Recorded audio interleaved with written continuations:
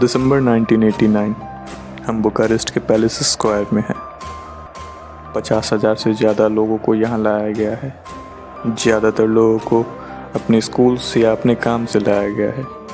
इस ठंड में लोग घंटों से खड़े होकर सिर्फ एक आदमी का इंतज़ार कर रहे हैं, Nicolae Ceausescu, general secretary of the Romanian Communist party,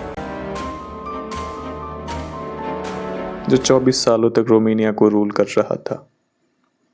इस रैली से कुछ दिन पहले निकोलाई ने एक पास्टर को फोर्सिबली एविक्ट करने का ऑर्डर दिया, जिसके कारण टिमिसोरा में प्रोटेस्ट शुरू हो गया।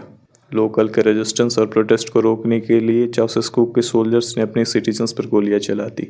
ये खबर पूरे देश में फैल गई और प्रोटेस्ट देश के हर कोने में होने लगा। अपने इमेज को बचाने के लिए चाउसेस्कू ने एक बहुत बड़ी रैली को ऑर्गेनाइज किया। बुखारेस्ट में ये रैली रोमेनिया के नेशनल टेलीविज़न पर लाइव ब्रॉडकास्ट होने वाली थी। वो अपनी बालकनी में आया। नारों की आवाज़ गूंज रही थी, पर सिर्फ कुछ आगे की लाइन में लगे लोगों को छोड़कर लगभग सभी लोग एकदम शांत खड़े थे। वो आवाज़ें प्री रिकॉर्डेड थी। चाउसेस्कू ने अपनी स्पीच शुरू की। सब कुछ बढ़िया जा रहा था, और कुछ ही देर बाद भीड़ के पीछे से चिल्लाने की आवाज़ें आने लगी, और ये आवाज़ें असली थी। तभी उसकी वाइफ चिल्लाने लगी, समवन इज शूटिंग। भीड़ वहाँ पे लगे सभी बैरियर्स को तोड़कर सेंट्रल कमेटी बिल्डिंग की तरफ बढ़ने लगी, ठीक वहाँ जहाँ पे चाउसेस्कू खड़ा था। भीड़ अब चाउसेस्कू के एकदम नीचे आकर खड़ी थी। दिस इज प्रोवोकेशन, निकोलाई ने खुद से कहा। किसी तरह गार्ड्स ने भीड़ को पीछे खदेड़ा, पर तब तक काफ़ी देर हो चुकी थी। फिर चाउसेस्कू ने अपनी स्पीच शुरू की, पर स्पीच ख़त्म होने के बाद भी लोग वहाँ पर खड़े थे। चारों तरफ चाउसेस्कू से आज़ादी के नारे लग रहे थे। ये सब सुनने के बाद चाउसेस्कू को इतना गुस्सा आया कि उसने अपने ही लोगों के खिलाफ टैंक्स और आर्मी उतार दिया। उसके लिए इस प्रोटेस्ट को ख़त्म करना सबसे ज़रूरी था, चाहे इसके लिए उसे कुछ भी करना पड़े।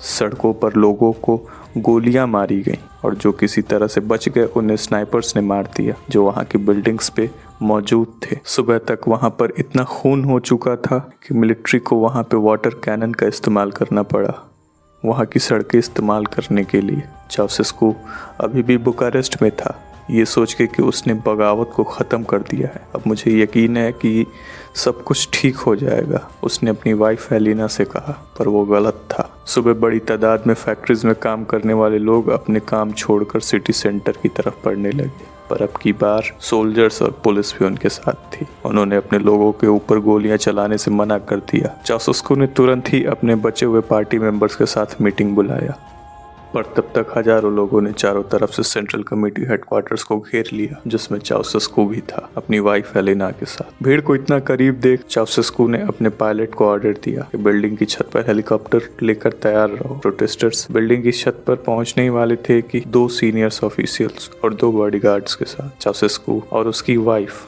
हेलीकॉप्टर से भाग गए। पायलट ने तुरंत हेलीकॉप्टर चाउसेस्कू की रेजिडेंसी की तरफ लिया, शहर के नॉर्थ साइड में। चाउसेस्कू ने मिलिट्री से कांटेक्ट करके मदद मांगी।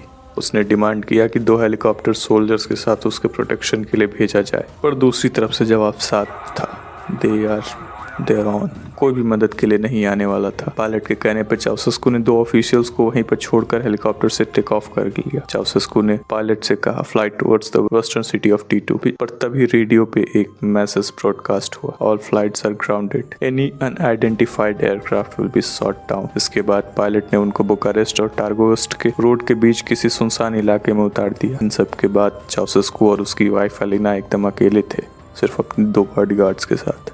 कुछ टाइम के बाद उन लोगों ने एक सिविलियन की कार को हाईजैक करके टारगोवेस्टो की तरफ बढ़ने लगे, पर कार के ड्राइवर को उन पे शक हुआ और उसने अथॉरिटीज को इन्फॉर्म किया एक कपल के बारे में जो मैच करते हैं चाउसेस्कू और एलिना से। चाउसेस्कू ने दूसरी गाड़ी बदलकर भागने की कोशिश की, लेकिन चारों तरफ मिलिट्री और पुलिस एक्टिव थी। पुलिस और मिलिट्री यूनिट्स ने ड्राइवर की टिप ऑफ के बाद चाउसेस्कू और एलिना को एक बिल्डिंग में छुपते हुए पकड़ लिया, और उसके बाद उन्हें मिलिट्री बैरिक्स में ले जाया गया। अरेस्ट के बाद उन्हें किसी लीगल सपोर्ट या एक्सटर्नल कॉन्टैक्ट की इजाजत नहीं थी। चाउसेस्कू खुद को अभी भी रोमेनिया का प्रेसिडेंट बता रहा था, और एलिना खुद को साइंटिस्ट। दोनों खुद को अभी भी बचाने की कोशिश कर रहे थे, इस बात से अनजान कि उनका अंत अब तय हो चुका था। लगभग 55 मिनट्स के ट्रायल में चाउसेस्कू पर 5 चार्जेस लगे, genocide, subversion of state power, public property को नुकसान, नेशनल इकोनॉमी को नुकसान और $1 बिलियन फॉरेन बैंक अकाउंट में रखकर भागने की कोशिश। चाउसेस्कू ने इस ट्रायल को मानने से मना कर दिया, ये बोल के कि ये इलीगल है, पर तब तक वर्डिक्ट आ चुकी थी, डेथ बाय फायरिंग स्क्वाड। दोपहर के 2:50 पे 25 दिसंबर 1989 निकोलाई और एलेना चाउसेस्कू को एग्जीक्यूट कर दिया गया। वो रिजीम जिसने रोमानिया पर 24 सालों तक राज किया सिर्फ कुछ सेकंड में खत्म हो गया। चाउसेस्कू और एलेना का एग्जीक्यूशन का वीडियो रोमानियन टेलीविजन पर टुकड़ों में दिखाया गया। कई लोगों के लिए ये एक खुशी की बात थी, अ मोमेंट फॉर कैथारसिस। कुछ लोगों के लिए एक सवाल about justice, legality, revolutionary ethics. Trial और एग्जीक्यूशन आज भी विवाद का विषय है, पर एक बात साफ है, रोमानिया की तानाशाही चुपचाप खत्म नहीं हुई। वो कैमरा के सामने दुनिया की नजरों के बीच खत्म हुई।